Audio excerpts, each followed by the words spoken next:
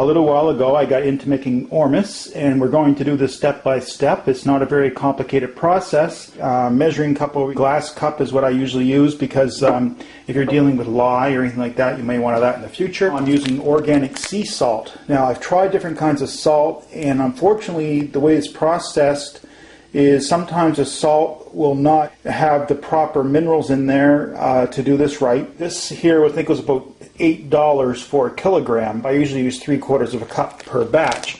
We've got a stainless steel bowl. It's very important to use stainless steel and things of this nature when we're starting. And over here we have natural spring water. I think that was on sale for 99 cents. Plastic dropper bottle over here. This plastic dropper bottle I just picked up at the dollar, and that contains a lye mixture. Now that was probably the most dangerous part of this whole process as far as preparation goes, is that you have to use something like Red Devil's food grade lye, and then what you do is in this Pyrex cup you would put cold water, not hot water, cold water, and you would put a cup of cold water in there, and you would mix in slowly 2 tablespoons of the lye mixture. And after that will heat up, you'd have to let that cool down, and after maybe 25 or 30 minutes you'd be able to take that mixture and pour it into the bottle and save it. Now in this case I've made a number of Ormus batches out of it. This is the mixture, and as you can see I've only used 10 batches of Ormus, about 2 fluid ounces of mixture so far. So now we're going to mix up our salt is the next step. Okay, so we're going to put in 4 cups of distilled water into our stainless steel bowl. So that's our first 2 cups, second 2 cups. So now we have 4 cups of distilled water in there. Right here we've got half a cup of salt. So we're just going to mix that salt in there, just dump her in. And we still need 1/4 cup. Now, some people would put a cup in here, but I'm finding that a cup is a little too much with this particular salt. It's just a very, very, very pure salt. Okay, we have another 1/4 cup of salt. We're going to mix that in, quick little mix, and we'll probably have to let that set for about half an hour or so to let that salt all mix in there. Even at this mixture of 3/4 cup, it's not going to completely mix. We're going to have some left over, and we are going to have to strain this kind of diligently, because I find that there is quite a bit of particles in this particular salt, but it's going to be nice when we're done.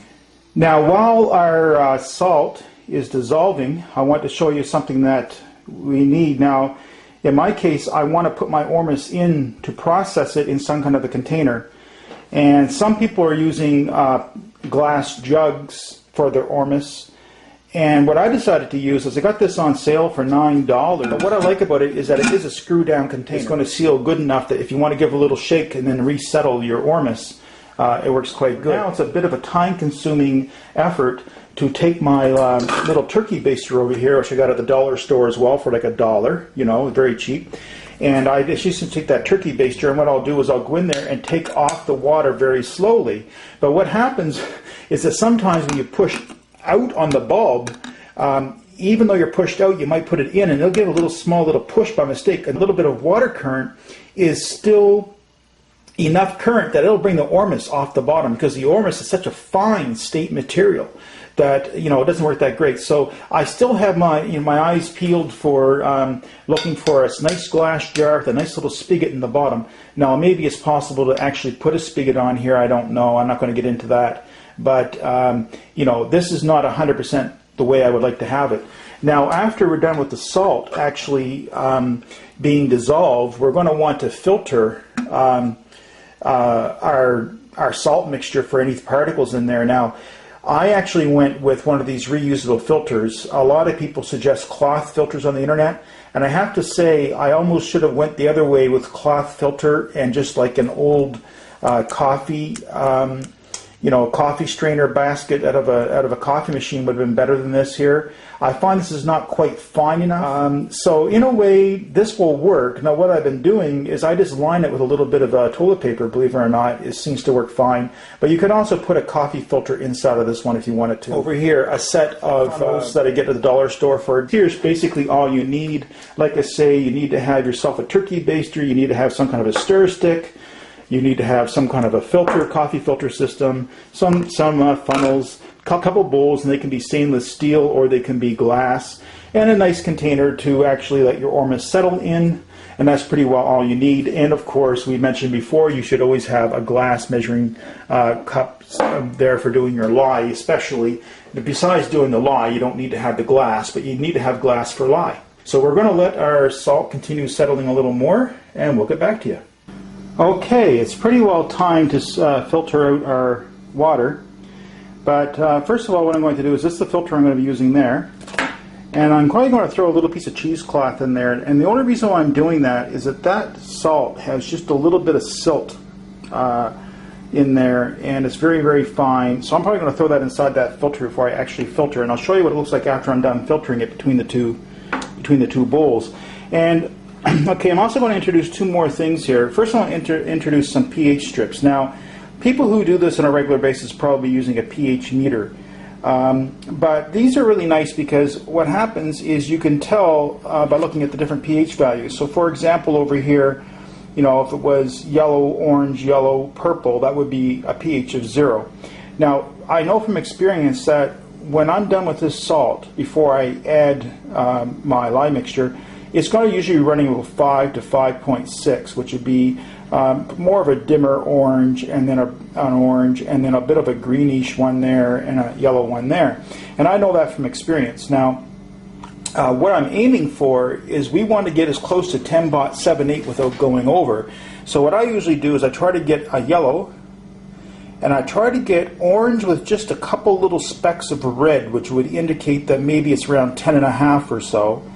And then I get a nice deep blue, and then I get a yellow. And that's what I'm shooting for when I add my mixture. Now, so basically what we're doing, of course, is when we're adding the lye mixture, we're increasing the pH value. But you say, well, what if I put too many drops in? What if I've exceeded the pH value? Well, in this case, over here, I've got a small little spray bottle, and in there I've got vinegar.